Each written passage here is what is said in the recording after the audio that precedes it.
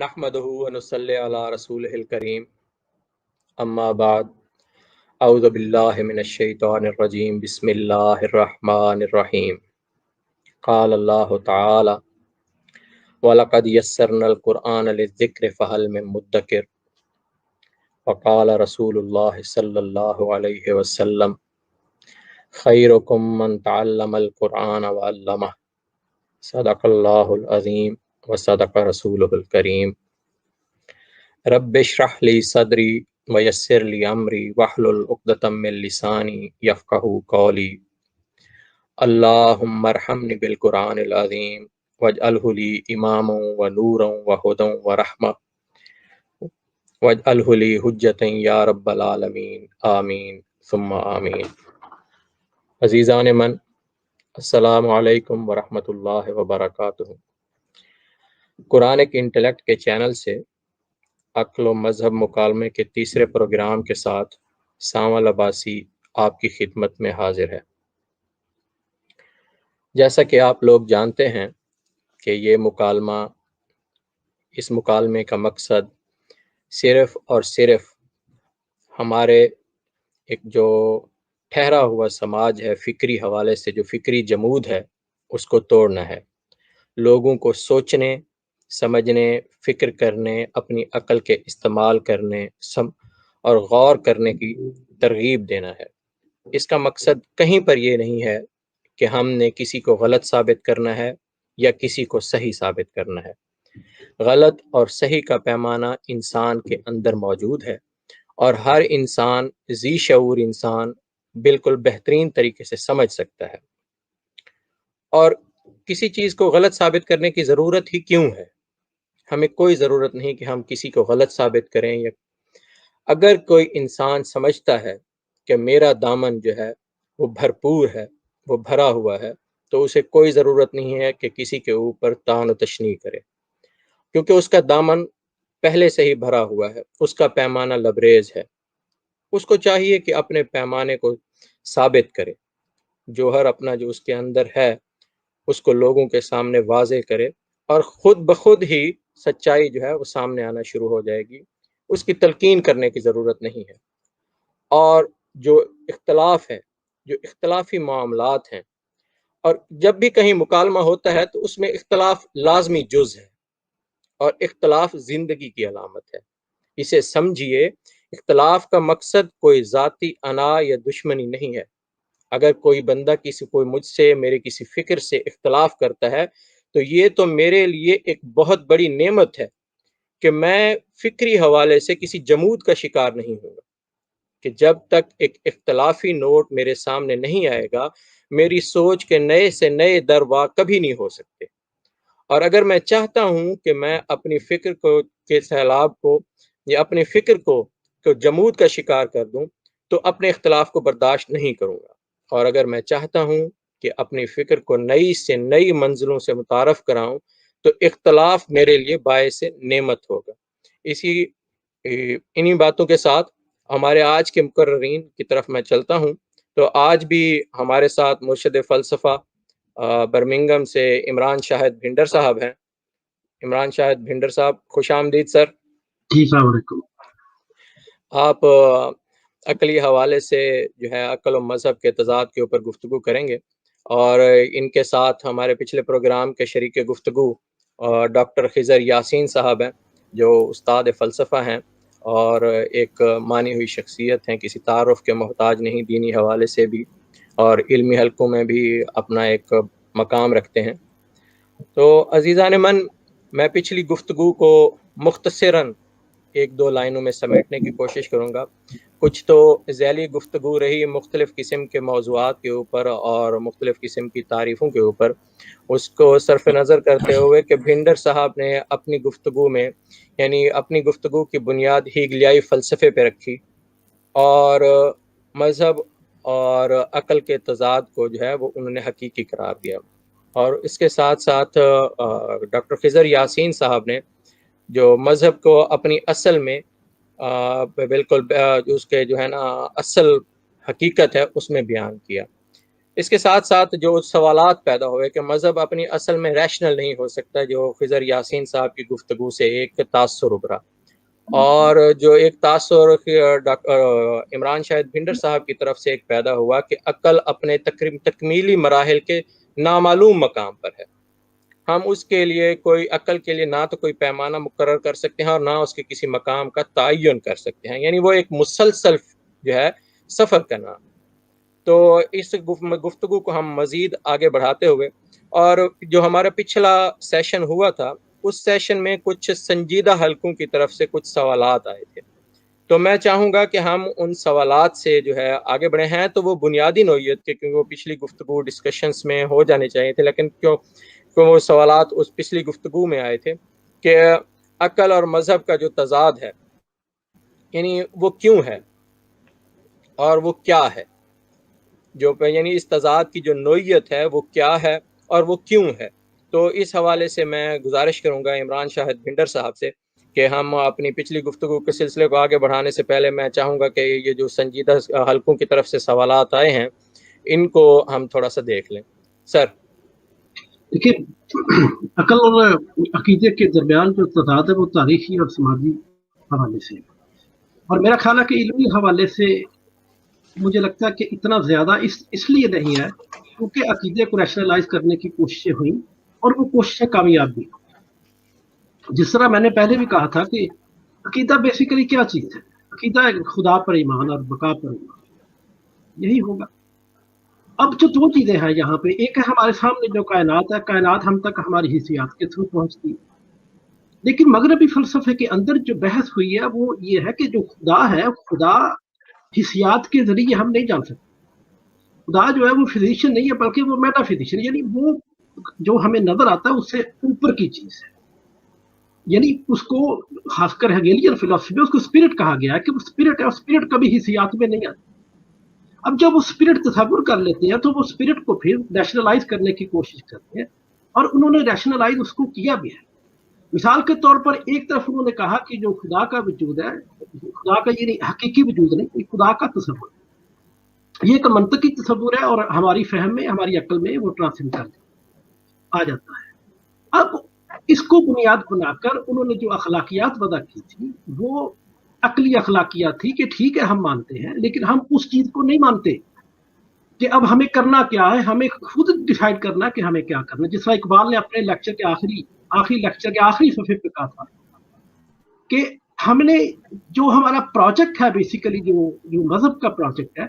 وہ پروجیکٹ یہ نہیں ہے کہ میں جانتا کیا ہوں، وہ پروجیکٹ یہ ہے کہ مجھے کرنا کیا ہے، مجھے کیا کرنا چاہیے۔ اور وہاں پہ اقبال نے پھر نام باقاعدہ کانٹ کا مینشن کیا کہ ہمیں ڈیکارٹ کی طرح سوچنا نہیں ہے بلکہ ہمیں کانٹ کی طرح کہ ہم کیا کر سکتے ہیں اور کیا ہمیں کرنا چاہیے۔ تو یہ تو ایک پروجیکٹ ہے، عملی پروجیکٹ ہے بنیادی طور پر۔ دوسرا جو کوششیں ہوئی ہیں اس کو ریشنلائز کرنے، میرا خیال ہے کہ وہ ایک تصور کے طور پر جس طرح انسان اور انسان کے اندر موجود خیال کا تعلق ہے، خیال کو کسی نے دیکھا تو نہیں لیکن پھر بھی ہم خیال کر سکتے ہیں۔ عقل کو کسی نے دیکھا نہیں لیکن عقل کو ہم پہچان سکتے ہیں اس کی پریکٹیکل ایکٹیویٹی کے ذریعے کہ عقل نے ابھی تک کیا کیا ہے، یا پھر اس لاجک کے ذریعے، یا جو میتھمیٹیکل لاجک ہے جو کہ عقل کے حاصلات اس کی اچیومنٹس ہے، اور کسی بھی شعبے میں آ کے دیکھیں تو ہم عقل کی جو ایکٹیویٹی ہے، اس کی جو فعلیت ہے، ہم اس کو پہچان سکتے ہیں، اس کی شناخت کر سکتے ہیں۔ تو بالکل اسی طرح جو عقیدہ ہے اس کو انہوں نے جب اسپرٹ تصور کیا، اور اسپرٹ کو باقاعدہ یہ کہا کہ یہ سیلف کانشیس ریزن ہے، اسپرٹ جو ہے وہ خود بخود اس کے اندر وہ کانشیسنس کا تصور پایا جاتا ہے، اور وہ جو تصور ہے وہ بذات خود ایک عقلی تصور ہے، منطقی تصور ہے، اور اس کو دریافت کرنے کی کوشش کرتے رہے ہیں فلاسفر جو ہے۔ تو میرا خیال ہے کہ اس میں دو، ایک تو اس کا عملی اور تاریخی پروجیکٹ ہے جس کے اندر بہت سخت تضاد پایا جاتا ہے، باقاعدہ لڑائیاں، جس طرح ہم نے پہلے پروگرام میں بھی ذکر کیا تھا، اور کافی تباہیاں بھی ہوئی۔ ظاہر ہے وہ جو پادری تھے وہ سارے حوالے لے کر آتے تھے بائبل کے اندر سے، اور کیونکہ فلسفہ انہی ممالک میں ہوا تو ظاہر ہے جب مثال دی جائے گی تو انہی ممالک میں دی جائے گی جہاں پہ یہ تضاد پایا جاتا تھا۔ اور پھر اس تضاد کی تحلیل کیسے ہوئی؟ وہ جو مسیحیت کا جو ایک سیاسی کردار تھا جو ریاست کے اندر، اس کو منہدم کر دیا گیا اور بالکل سیپریٹ کر دیا، اور عقیدہ جو ہے وہ ایک نجی معاملہ بن گیا۔ اور یہ دو چیزیں عملی اور فلسافیکل لیول پہ دونوں چیزیں اکٹھی ساتھ ساتھ چلی ہیں کہ عقیدہ جو ہے یہ ہمارا ذاتی निजी मसला है, और रियासत जो है वो सेकुलर होगी, वो अकली असूलों के तहत चलेगी। जो पार्लियामेंट है वहाँ पे कवानीन बनाए जाएंगे, वहाँ लोगों के मसाइल डिस्कस होंगे, और सारे का सारा प्रोसेस जो है वो अकली नुक्ता नज़र से तय पाएगा। जहाँ तक अकीदे की बात है, तो अकीदे के लिए वो जगह छोड़ दी थी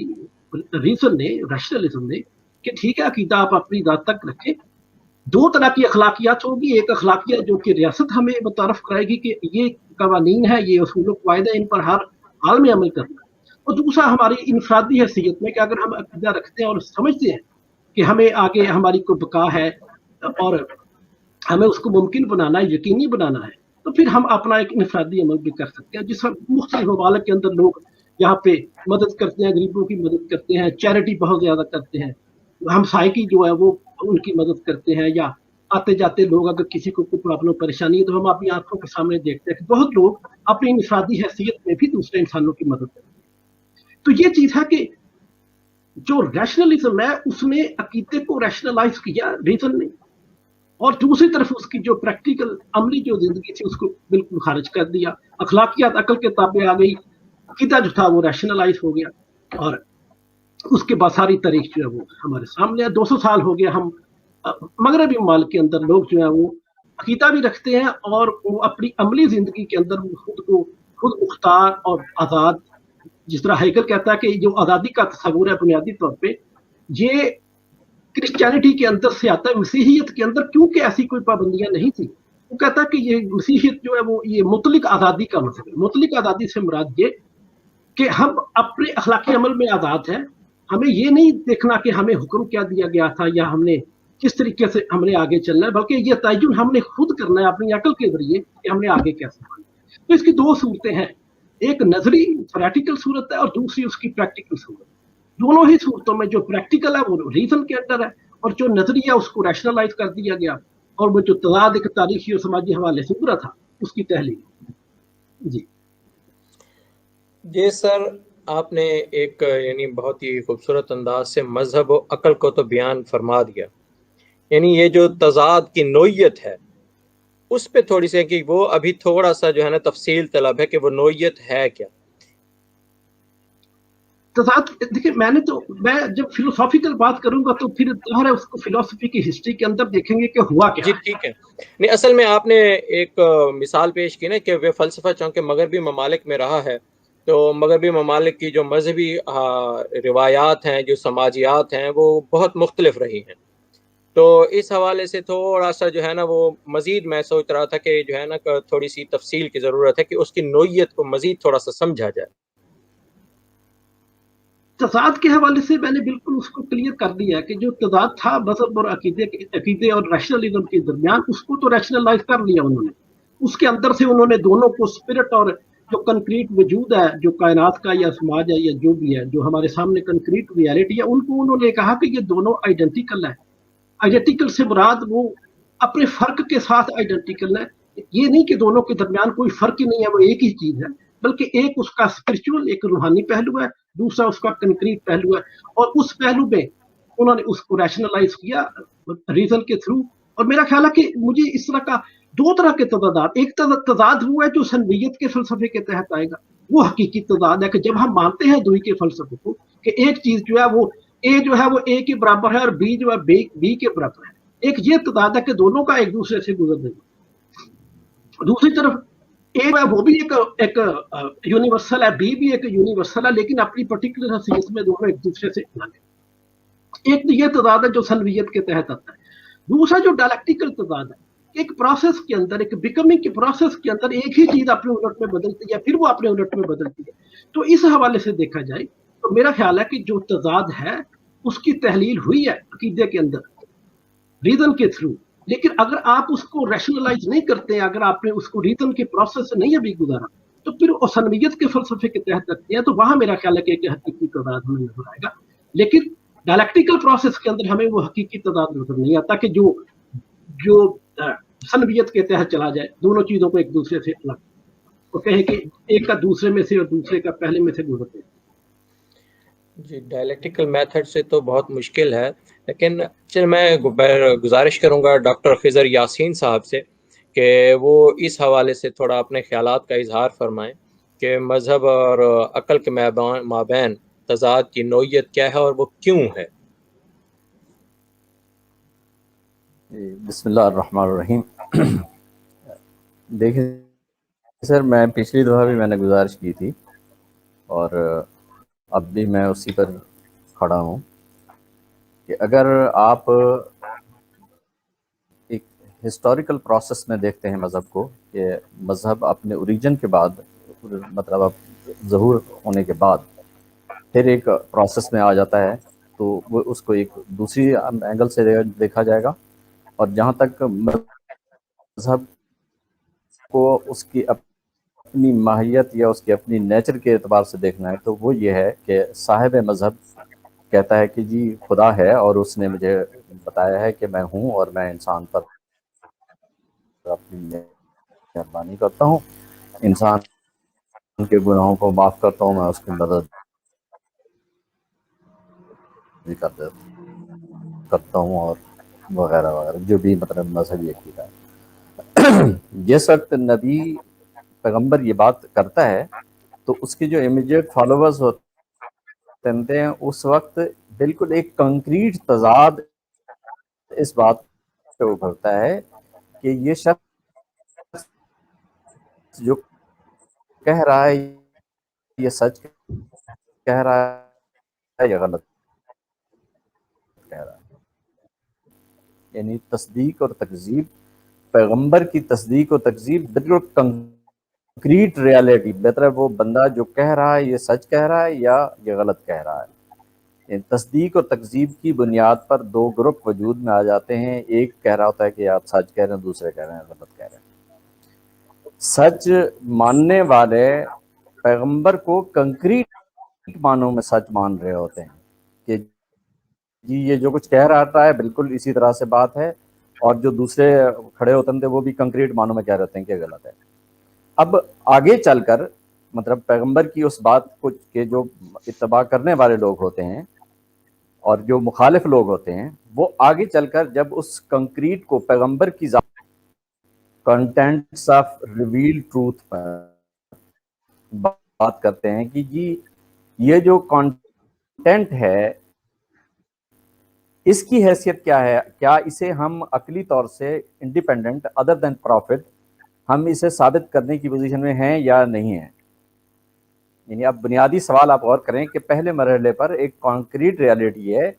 کہ یہ جو بندہ انسان یہ جو کہہ رہا ہے یہ سب پیدا ہو رہا ہے اور دو گروپ وجود میں آ رہے ہیں۔ ظاہر ہے یہ دونوں انسان ہیں اور باقاعدہ صاحب عقل لوگ ہیں، اور ان کے سامنے وہی حقیقت منکشف ہو رہی ہے جیسے ایک بندہ باہر سے کوئی خبر لاتا ہے کہ جناب فلاں کام اس طرح ہوا ہے، اگلے سننے والے کی ذمہ ہوتا ہے کہ اسے قبول کر سکتا ہے یا اس کو نظر انداز کر سکتا ہے۔ اب جب پیغمبر کی بات کو جب مطلب تصدیق اور تکذیب کے اس تضاد کے لیے جب تھوڑا سا اور وقت آگے گزرتا ہے تو جس بھی وجہ سے تکذیب کرنے والے یہ کہتے ہیں کہ ہم صرف پیغمبر کے کو ہم نگیٹ اس وجہ سے نہیں کر رہے کہ ہم پیغمبر کے دشمن ہیں، بلکہ ہمارے پاس بھی اس کے لیے کوئی انٹلیکچوئل آرگومنٹیشنز ہیں جس سے ہم پیغمبر کو ثابت کر سکتے ہیں کہ وہ جو کنٹینٹ لایا ہے وہ لاجیکل کنسسٹنسی میں نہیں ہے، اس کے اندر انٹلیکچوئل فالٹ موجود ہیں، اس کے اندر کوئی عقلی خرابیاں موجود ہیں۔ اور آن دی ادر ہینڈ جو پیغمبر کی اتباع میں کھڑے ہوتے ہیں وہ لوگ کہتے ہیں کہ نہیں، ہمارے پاس بھی صرف پیغمبر کی بات تک، پیغمبر جو کچھ کہہ رہا ہے ہم صرف پیغمبر پر کنٹینٹڈ نہیں ہیں، بلکہ ہمارے پاس بھی کچھ اور سورسز ایسے ایگزسٹ کرتے ہیں جس سے ہم یہ جو کچھ کہا جا رہا ہے ہم اسے سچ ثابت کر سکتے ہیں۔ اب آپ غور کریں گے تو پہلے مرحلے پر ایک کنکریٹ ریالٹی تھی جسے نگیٹ کرنا تھا یا اون کرنا تھا، اور ایک ہسٹوریکل پروسیس میں whatever the causes are, جو بھی کوئی اس کازز ہیں اس کو چھوڑ دیجئے، ہسٹری کے کازز میں ورک آؤٹ کرنے بیٹھ جاؤں گا تو وہ وقت بہت زیادہ چلا جائے گا، لیکن ابتدا کے پیغمبر کے جو ابتدائی فالوورز ہوتے ہیں یا اس کے پیغمبر کے جو ابتدائی مخالف ہوتے ہیں، اس وقت مسئلہ پیغمبر کو نگیٹ کرنے اور پیغمبر کو اون کرنے کا اور ڈس اون کرنے کا ہوتا ہے کہ پیغمبر جو کچھ کہہ رہا ہے یہ ٹھیک کہہ رہا ہے یا نہیں کہہ رہا۔ آگے چل کر جب اس مسئلے سے تھوڑا سا آگے نکلتے ہیں تو پھر یہ کہتے ہیں کہ نہیں، صرف پیغمبر کے کہنے پہ بات نہیں رک رہی، بلکہ موجود ہے جس سے ہم پیغمبر کی بات کو سرٹیفائی کر سکتے ہیں یا پیغمبر کی بات کو نیگیٹ کر سکتے ہیں. یعنی اگلے مرحلے پر تو ایک طرح سے ایک علم کلام یا تھیالوجی وجود میں آتا ہے. یہ جو تھیالوجی وجود میں آتی ہے اس کے اندر مطلب ایک پازیٹیو تھیالوجی ہوتی ہے، ایک نیگیٹو تھیالوجی ہوتی ہے. میں دونوں ہیں تھیالوجیز، مطلب کسی بھی معنی میں، کسی بھی سینس میں ان دونوں کو تھیالوجی سے باہر آپ نہیں کہہ سکتے. فلسفیکلی انڈرسٹینڈنگ یا فلسفیکل انڈرسٹینڈنگ کے پروسیس کی اپنی کوئی ریکوائرمنٹس ہوتی ہیں، اسے بعد میں اس کے مسائل یا ایشوز جو ہوتے ہیں وہ کنٹینٹس کے حوالے سے اسے دیکھا جاتا ہے، وہ ایک اور بات ہوتی ہے. یعنی انیشیل لیول پر تو آپ کے سامنے یہ مسئلہ ہے کہ پیغمبر جو کچھ کہہ رہا ہے کہ یہ خدا ہے، تو اس کے خدا ہونے کی بات جو کی جا رہی ہے، پرابلم وہاں یہ آ رہا ہے کہ کیا کسی بھی معنی میں یہ جو پیغمبر جو کنٹینٹ لایا ہے اس کنٹینٹ کو ہم نگیٹ کر سکتے ہیں یا اون کر سکتے ہیں، مطلب اس کو نظر انداز افرم کیا جا سکتا ہے یا نگیٹ. اب آپ ایک اور سورس کی طرف ٹرانسفر ہو جاتے ہیں، پیغمبر کی تصدیق و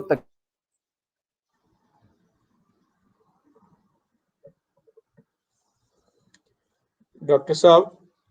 آپ کی آواز اور انٹرنیٹ مسلسل میرا خیال ہے پرابلم کر رہا ہے. ابھی تک تو تھوڑا تھوڑا سمجھ آ رہا تھا لیکن اب بالکل بند ہو گئی ہے آپ کی آواز. میرا خیال ہے کہ ان کے سگنل جو ہیں وہ انٹرپٹ ہو رہے ہیں اور وہ پراپرلی اپنے خیالات کا اظہار نہیں کر پا رہے. تو جب تک ان کی لائن صحیح ہوتی ہے تو ہم بھنڈر صاحب سے گزارش کرتے ہیں. ڈاکٹر صاحب جی سر، اب ٹھیک آ رہی ہے؟ جی جی ابھی بالکل ٹھیک آ رہی ہے. اچھا ہاں، مطلب اس میں اسپیکر کا مسئلہ تھا. اچھا میں یہ عرض کر رہا تھا کہ اگر پتہ نہیں میں اب تک جو بات میں نے کی ہے اور اگر وہ ٹھیک طور سے میں اسے بیان کر سکا ہوں تو، یا کوئی ڈسٹربنس نہیں آئی تو میں اسے ایک دو لائنوں میں دوبارہ عرض کرتا ہوں.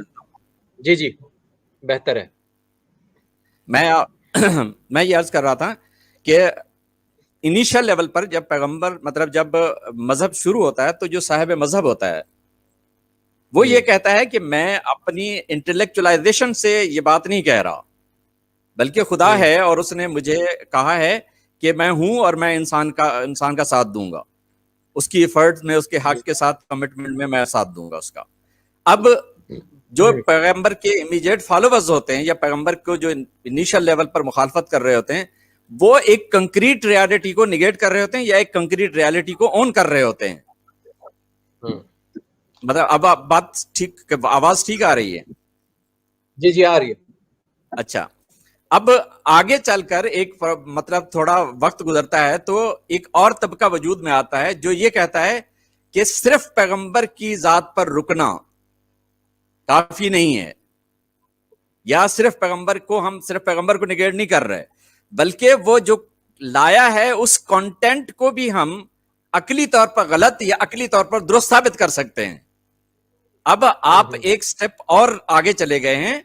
جہاں پیغمبر کی بات کھڑی تھی وہاں سے آپ نے بات کو اس کنکریٹ لیول سے اٹھا کر ایک اگلے سٹیپ پہ لے گئے. جب آپ اگلے سٹیپ پر آتے ہیں تو یہاں آ کر آپ کے پاس ایک تھیالوجی ڈیولپڈ ہوتی ہے. یہ تھیالوجی یہ ہوتی ہے کہ آپ اس کو پازیٹیو اور نیگیٹو تھیالوجی کہہ سکتے ہیں. کہ پازیٹیو تھیالوجی یہ ہوتے ہے کہ وہ پیغمبر کی بات کو افرم کرنے کے لیے انٹلیکچولائزیشن کرتے ہیں. آن دی ادر ہینڈ دوسرا بندہ ہوتا ہے جو اس پیغمبر کی اس بات کو نیگیٹ کرنے کے لیے ایک نیگیٹو تھیالوجی دے رہا ہوتا ہے. وہ کہتا ہے خدا نہیں ہے اور یہ کہہ رہا ہے خدا ہے، اور دونوں کے پاس سورس ایک ہی ہے، عقل جس بنیاد پر پیغمبر کو وہ خدا کے وجود کو ثابت کرتی ہے اسی بنیاد پر خدا کے وجود کو نیگیٹ کرتی ہے. اب اصل مسئلہ پیدا ہوتا ہے کہ کیا عقیدے میں اور عقل میں کوئی تضاد ہے یا نہیں ہے. یعنی بنیادی طور پر سوال وہاں نہیں ہوا جو انیشل لیول پر ہے، کیونکہ آپ اب بھی آج دیکھیں گے کہ جو مذہب کے ماننے والے ہیں جب وہ اپنے آپ کو اس بات پر رکھتے ہیں کہ پیغمبر کی بات تک ہم رکے ہوئے ہیں، چاہے ہے وہ ہم تک جب بادشاہ ہوتا ہے جو اس کو کہتا ہے کہ ہم اس کو انٹلیکچولائز کر سکتے ہیں، یعنی اس کی نیگیشن کو بھی انٹلیکچولائز کر سکتے ہیں اور اس کی افرمیشن کو بھی انٹلیکچولائز کر سکتے ہیں. یہاں آ کر آپ سمجھتے ہیں کہ عقیدے میں اور عقل میں کوئی تضاد کا ایشو پیدا ہوا ہے، یا عقیدے میں عقل میں کہیں موافقت پیدا ہو گئی ہے، ہارمونی پیدا ہوئی ہے، یا تضاد پیدا ہوا ہے. فیکچوئل پرابلم کیا پیدا ہوئی ہے؟ آپ نے اصل اوریجن کے ساتھ مذہب کو اون یا ڈس اون نہیں کیا، بلکہ اب آپ نے ایک انٹلیکچولائزیشن کا پروسیس شروع کیا ہے. اس پروسیس میں آپ نے آ کر دیکھا کہ مذہب عقل کے مطابق ہے یا عقل کے مطابق نہیں ہے. رہ گئی یہ بات جہاں تک تعلق ہے مطلب اس پوری تاریخ کے حوالے سے، یہاں پر تو یہ نہیں تھا کہ مطلب مذہب کو اون کرنے والے لوگ لڑ رہے ہوں. مطلب اس کے اندر ایک طبقہ ضرور ایسا ہوتا ہے جس کی کوئی پولیٹیکل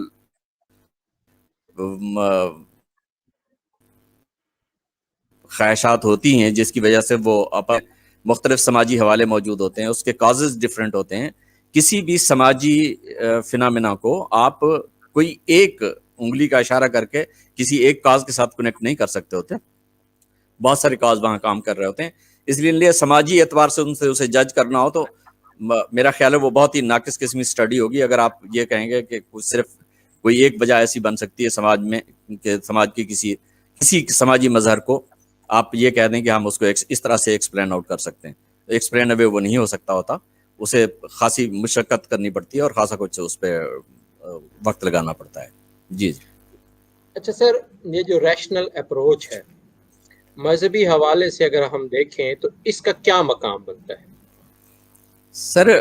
ریشنل اپروچ، اب آپ بالکل خوبصورت آپ نے بات کی ہے. ریشنل اپروچ کی جب آپ بات کر رہے ہیں تو اس بارے میں کلیئر رہیے کہ ریشنل اپروچ مطلب مذہب کو اون کرنے یا مذہب کو ڈس اون کرنے، دونوں اپروچز ریشنل ہوتی ہیں. مذہب کو اون کرنے کی اپروچ بھی مطلب ریشنل اپروچ ہوگی اور ڈس اون کرنے کی بھی ہم ریشنل اپروچ ہوگی. اب جب آپ ریشنل اپروچ میں آتے ہیں تو ہم اسے کہتے ہیں کہ آپ اس کو انٹلیکچولائز کرتے ہیں، انٹلیکچولائزیشن کرتے ہیں، اس کو ایک عقلی رنگ دیتے ہیں. عقلی رنگ میں جب کوئی چیز بیان کی جاتی ہے، مثال کے طور پر مطلب ہمارے ہاں مذہبی علم کلام میں خدا کے وجود کو کہا گیا کہ وہ واجب الوجود ہے، مطلب نیسیسری بینگ ہے. اب کوئی بندہ مطلب جو نیسیسری کی کہ پراپر سینس کو سمجھتا ہے، اسے پتا ہے کہ اگر وہ نیسیسری بینگ ہے تو وہ سوال ہی نہیں پیدا ہوتا کہ وہ عالم الغیب و شہادت ہو سکے، ممکن ہی نہیں. اس لیے کہ اگر آپ نیسیسری بینگ کا کانسیپٹ نہیں رکھتے تو ایک اور بات ہے، وہ اگر نیسیسری بینگ ہے اور کچھ اس کا ارادہ ہے ابھی کچھ کرنے کا اور کل کچھ اور کرے گا تو یہ نہیں ہو سکتا. نیسیسری بینگ کا یا واجب الوجود کے لیے جو کچھ بھی ہے وہ اسی وقت ایگزسٹ کر رہا ہے، اس کے لیے اس کے اندر کوئی پوٹینشیل نہیں ہے جس نے ابھی ایکچولائز ہونا ہے. مطلب اس کا پروسیس مختلف ہوتا ہے. جب جو چیز ابھی مطلب پوٹینشیل ہے اور ایکچولائز ہونا ہے جس نے، وہ کسی بھی معنی میں نیسیسری بینگ نہیں ہے، وہ ہمیشہ کانٹینجنٹ ہوتی ہے کیونکہ وہ اس نے ابھی کچھ ہے، پھر اس کے بعد کچھ اور ہو جائے گی، کچھ اور ہو جائے گی. واجب الوجود کے لیے یہ ضروری ہے کہ وہ جو کچھ ہے وہ آن دیٹ پوائنٹ ایگزسٹ کرتا ہوگا. اس لیے جہاں تک مذہبی اپروچ کا اس کا ریشنل اپروچ کا تعلق ہے تو یہ مت خیال کیجئے کہ ریشنل اپروچ صرف مذہب کو افرم کرتی ہے، ریشنل اپروچ مذہب کو نگیٹ بھی کرتی ہے. دونوں افرمیٹو اور نیگیٹو اپروچز ریشنل ہی ہوتی ہیں، اور ان دونوں کے درمیان تھیسس اور اینٹی تھیسس کا ایشو بھی نہیں چل رہا ہوتا. یہ مطلب کیونکہ ان کا اوریجن ہی ایک ایسے لیول پہ کھڑا ہوتا ہے جہاں تھیسس اور اینٹی تھیسس کے درمیان آگے چل کر ایک سنتھیسس وجود میں آتا ہے، تو وہ سنتھیسس والا یہاں مطلب وہ ڈائلیکٹیکل پروسیس جو ہے یا لاجیکل ڈائلیکٹکس جو ہیں وہ یہاں پر ایکچولائز نہیں ہوتے، وہ ایک بالکل مختلف جہت ہوتی ہے. جی سر، میں عمران شاید بنڈر صاحب سے گزارش کروں گا کہ کوئی وجود جو بعید از قیاس ہے یا کوئی بھی چیز کائنات میں بعید از قیاس ہے جو انسان کے فہم و مشاہدے سے ابھی بہت دور ہے، تو کیا ہم اس کو ریشنلائز کر سکتے ہیں؟ جی دوبارہ تو کہیں. یعنی کوئی کائنات ہے، اس میں بہت سارے اجسام ہیں، یا کوئی وجود ہے جیسے خدا کو لے لیں جو بعید از قیاس ہے ہمارا،